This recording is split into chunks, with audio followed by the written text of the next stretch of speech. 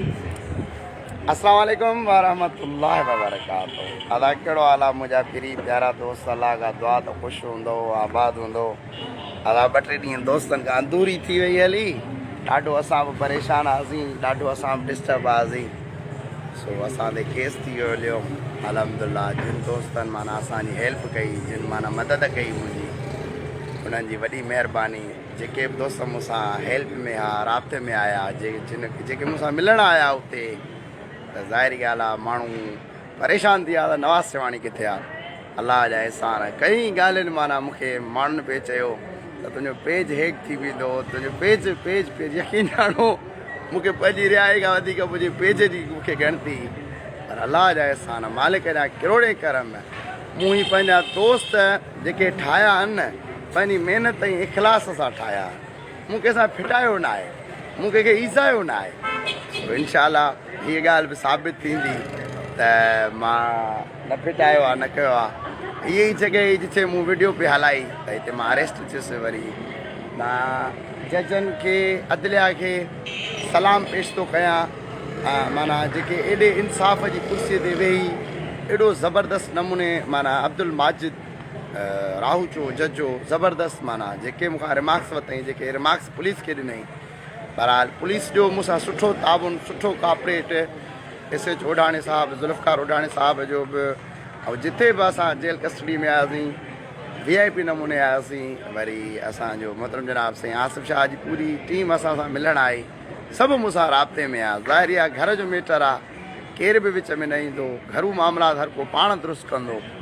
सो सभु मूंसां मिलणु आया, सभु मूंसां मुलाक़ातूं करणु आया। ज़ाहिरी आहे मुंहिंजो 5 फॉलोअरनि खां सवाइ मुंहिंजो हा पियो फाटे।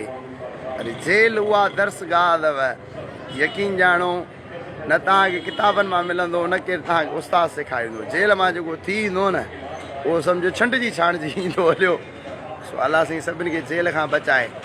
बाक़ी ॾुखियो वक़्तु हर कंहिं ते अची वेंदो आहे। जेल यूसुफ अलैहिस्सलाम अलाह जो नबी हो, जेल काटे आयो, छा थी पियो। मूंखे कई ॻाल्हियूं करणियूं आहिनि, बरार हाणे फेसबुक ते अची विया आहियूं। ऐं कलंदर लाल शाबाद जो शहर, ऐं सेवण जी नगरी, ऐं सेवण जी नगरी यकीन ॼाणो जीअं चवंदा आहिनि इहो रोज़े महिल ॾिस इंसान खे केॾी इफ़्तारी हिकिड़ी वणंदी आहे त बसि रुॻी गुगू वॼे त पंहिंजो रोज़ो इफ़्तार कयूं।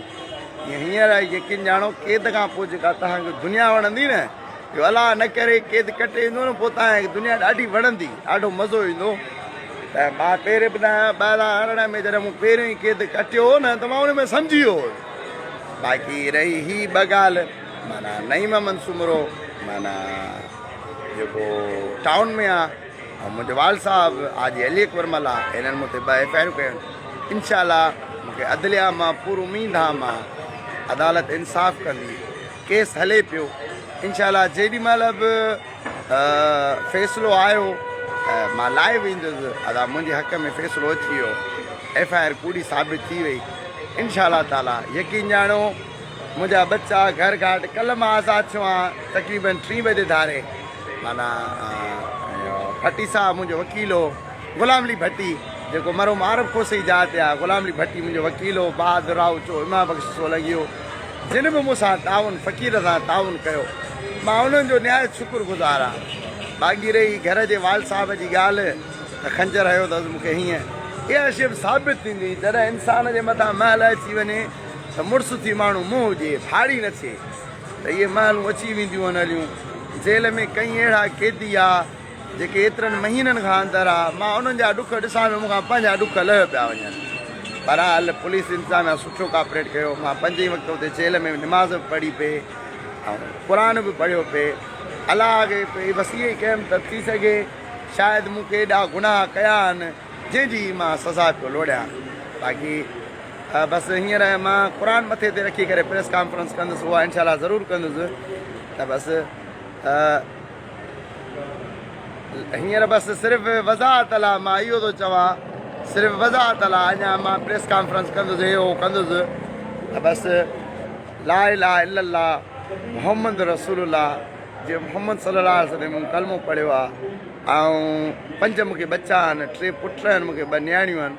अगरि जे मूं पंहिंजे वाल साहिब खे छुरो हयो हूंदो त त इहो क़ुर मूंखे पुॼंदो मूं 5 बचनि जो कसम कयां 5 फॉलोअरनि लाइ मां इहो ई करे थो सघां वधीक जुडिशली वेठी आहे FIR थियण खां पोइ हिकिड़ो प्रोसीजर हूंदो आहे ज़मानत थींदी आहे ऐं पोइ आस्ते आस्ते इहो कमु थींदो आहे त इनशाला असां सुरखुरू थींदासीं तव्हांजी दुआउनि सां दुआऊं कयो त अलाह साईं मुश्किल वक़्तु न आणे मुश्किल वक़्तु अची वञे त माण्हू मुड़ुसु थी मोजे त मुंहिंजी हींअर माना मोबाइल कान्हे मां इहे पंहिंजे पुट जी मोबाइल आहे मुंहिंजी मोबाइल 7 थाणे ते आहे अञा इनशाला उहा बि मिलंदी बसि माना मूंखे पेज मिली वियो मुंहिंजा फॉलोअर तव्हां अची वियो पूरी दुनिया में जेके मूंखे ॾिसो ऐं ॿुधो था तव्हां बसि मुंहिंजे लाइ ईद थी वई ख़ुदा जो कसम आहे कल्ह खां मां एॾो ख़ुशि न आहियां जेको मां पंहिंजे लाइव अचण लाइ ख़ुशि आहियां ज़ाहिर आहे हिननि 6 ॾींहंनि में असां कुझु सिखिया हूंदासीं त किथां किसो थियो कीअं थियो छा थियो